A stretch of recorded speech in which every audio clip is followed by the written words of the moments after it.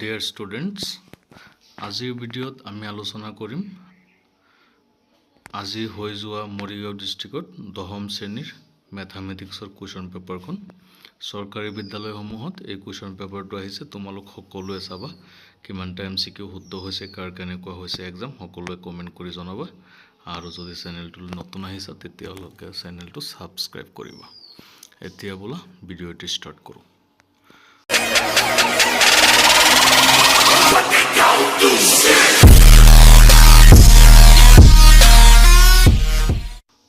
প্ৰথম কোৱেশ্চনটো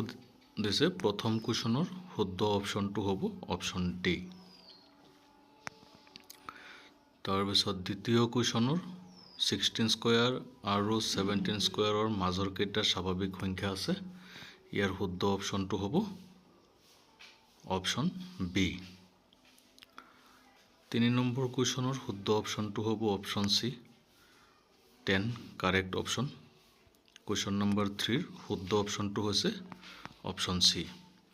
Question number 4 ৰ correct অপশনটো হৈছে অপশন ডি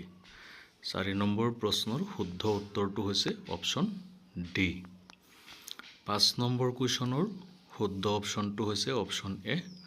5 নম্বৰ কুৱেশ্যনৰ শুদ্ধ অপশন এ আৰু 6 নম্বৰৰ পাটিগণিতৰ মৌলিক উপপাদ্যটো হ'ল অপশন বি শুদ্ধ অপশন বি শুদ্ধ 7 নম্বৰত দিছে শুদ্ধ উত্তৰটো বাছি উলিওৱা ৰুট 4 এটা এইটোৰ শুদ্ধ অপশনটো হ'ব অপশন ডি পৰিমেয় সংখ্যা 7 নম্বৰ প্ৰশ্নৰ শুদ্ধ অপশন ডি 8 নম্বৰ কুৱেশ্যনত দিছে কুৱেশ্যন নম্বৰ 8 এটা পৰিমেয় সংখ্যা n = p/q ৰ দশমিক বিস্তৃতিটো পৰিসমাপ্তি হলে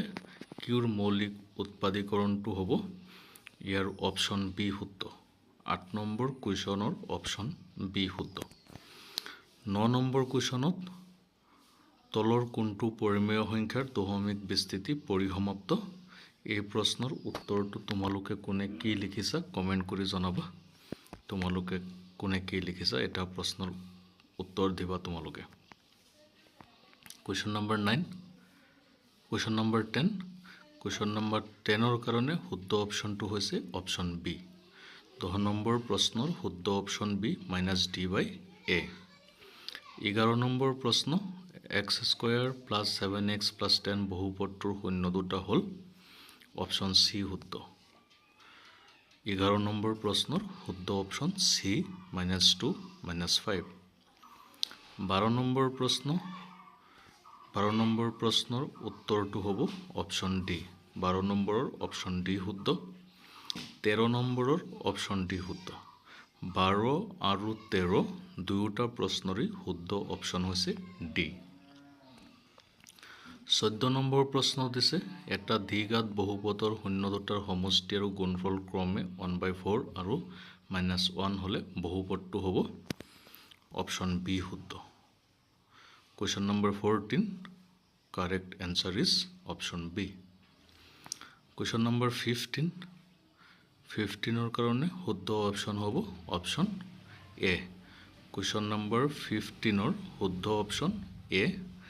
আৰু 16 ৰ শুদ্ধ অপশনটো হ'ব অপশন সি Question number 15 ৰ শুদ্ধ option A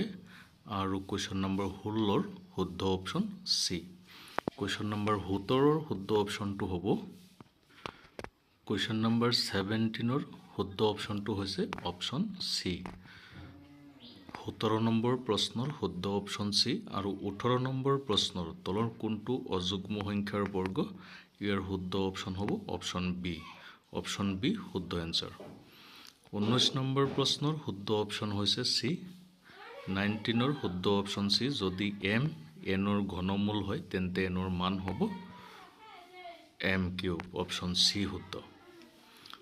20 number question number 20 ৰ শুদ্ধ অপশন বি Question number 20 ৰ শুদ্ধ অপশনটো হ'ব বি আৰু 21 ৰ শুদ্ধ অপশন এ 20 ৰ শুদ্ধ অপশন বি আৰু 21 ৰ শুদ্ধ অপশন এ আৰু Question number 22 ৰ ইউক্লিডৰ বিভাজন প্ৰমেয়িকাটো হ'ল অপশন ডি শুদ্ধ Question number 22 ৰ শুদ্ধ অপশন হৈছে ডি এইকেইটা এমসিকিউ তোমালোকৰ পৰীক্ষাত আহিছিল সমাধা কৰি দিয়া হৈছে তোমালোকে চাবা কাৰ কিমানটা হৈছে আৰু এটা প্ৰশ্নৰ উত্তৰ দিবা